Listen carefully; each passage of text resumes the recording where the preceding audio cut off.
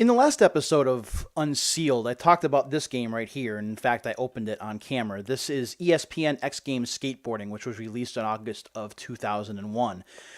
This was just before Tony Hawk's Pro Skater 3 came out a month later.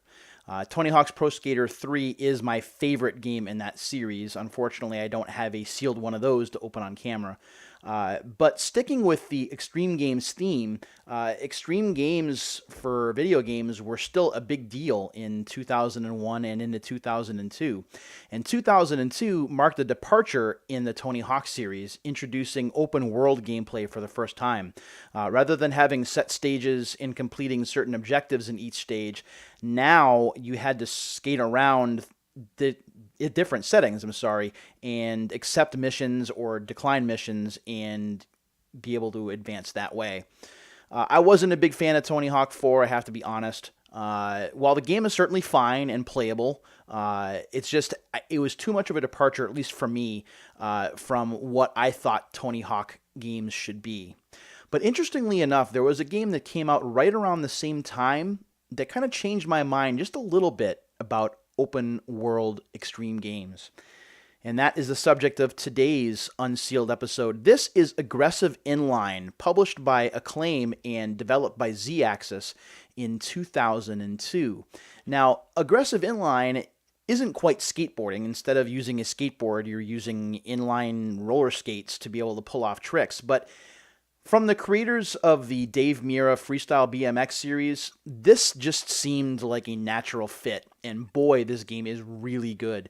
The soundtrack is great. The open world is not so open that you get lost, but at the same time, there are enough familiar objectives and enough fair objectives that you keep going back, even if there are ones you can't seem to get to right away. There are hidden areas to find. There are bonuses to find.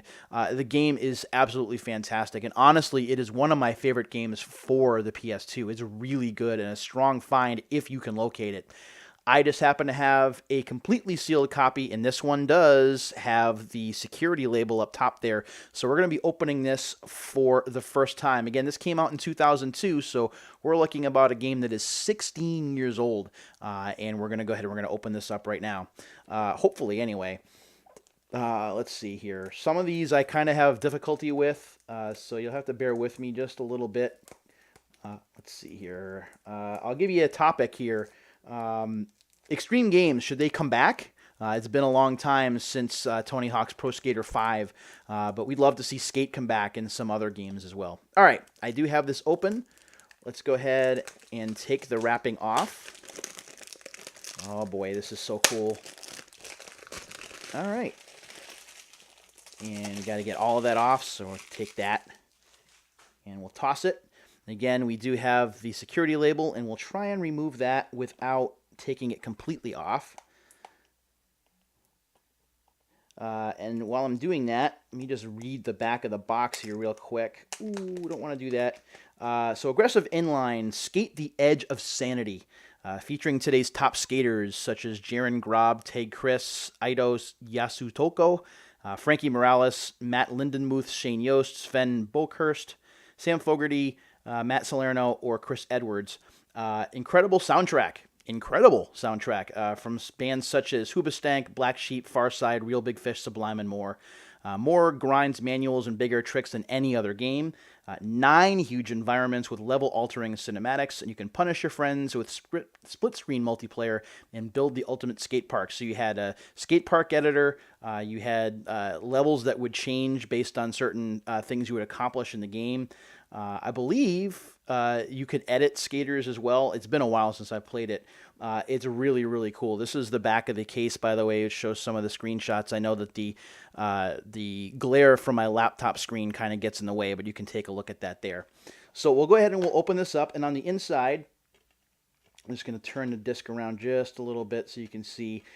We do have the color-facing manual and the disc art, which basically is the same thing.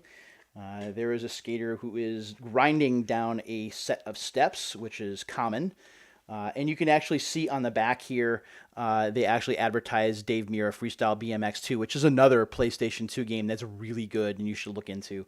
On the inside of the aggressive inline manual, the manual itself, unfortunately, is not in color, but it has the usual stuff. It shows you the controller layout. There are there's some information about how to do grinds, for example, which you can pretty much figure out on your own. There is in the back here, there is a warranty card. Let me just put this down right there. So the warranty card is right there. You can send it to Acclaim, which no longer exists. And on the inside here, let's take a look at the card. Again, I'll kind of open it up so you can see. There we go.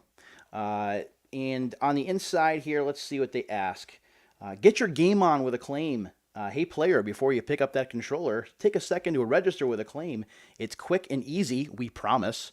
And you might just end up with some cool stuff. You can get the 411, receive exclusive advanced news and previews of hot upcoming Acclaim releases. Register online and be automatically entered into weekly drawings for Acclaim games. That's actually pretty cool. Broke it? We'll fix it. Gain full access to Acclaim's technical support group. Become eligible to participate in Acclaim focus groups, which is a really cool feature. Help create Acclaim's next hit. So you want the basic information: name, address, city, state, gender, date of birth. Game systems owned, and again, we're in 2002, so the game systems listed: the PlayStation, the PS2, the Xbox, the GameCube, the Game Boy Color, the Game Boy Advance, which had come out a year earlier, and the PC. And they also want to know your favorite kind of game, whether it's action, adventure, puzzle, role-playing, fantasy, extreme sports, which this certainly is, and certainly one of my favorites, racing action, sports, fighting, racing sims, first-person shooter, real-time strategy, and other. They also have a box here where you can be contacted to participate in market research.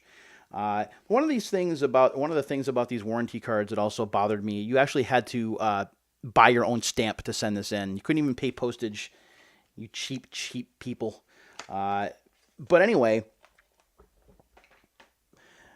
this game, as I said earlier, if you don't own it, is worth a buy. It is a fun game. It is open world, so it's not going to be the closed setup like the Tony Hawk games of old. But the game plays well. The frame rate is 60 frames per second. The graphic quality is not going to blow you away, but is certainly good enough to be fun. There's some blood in the game if you spill rather hard. There's a really interesting combo linking system where you can link tricks almost infinitely, kind of like with the revert and the manual from Tony Hawk 2 and 3, where you can really put some long combo strings together. And you'll impress yourself with how long these strings can be, and they're fairly easy to pull off. The game is easy to learn. The play controls are very similar to the Tony Hawk games, so if you played those, you'll be able to play this with no problem. If you haven't played this and you've played the Tony Hawk games, it's a no-brainer. If you haven't played any of the Tony Hawk games and you're looking for something different and you have a PS2, I still do recommend this. It's not terribly expensive, although obviously it's cheaper to get it loose than it is to get complete, but that's the same with just about any game these days. And it's been fun to go ahead and get a copy of this complete. I have had a copy that's just the case and the game, but I didn't have the manual, and I found this pretty cheaply on eBay, so I went ahead and grabbed it for the series. So now I have a complete one, and I have a copy of the game that I'll be looking to give away or something at a later time. So if you've played Aggressive Inline before, tell me about it. I'd love to hear your experiences with it, or if it's a game that you might be interested in now, go ahead and tell me about it in the comments. It would be really cool to hear from you. I've been getting some comments on some of the videos of late, and it would be really great to hear from those of you that are watching. More Unsealed videos will be coming, I promise. I still have a stack of games in my office that are waiting to be opened, and we'll do more of those as time goes on. Until then, thanks for watching this episode of Unsealed, and until the next time, take care, everybody.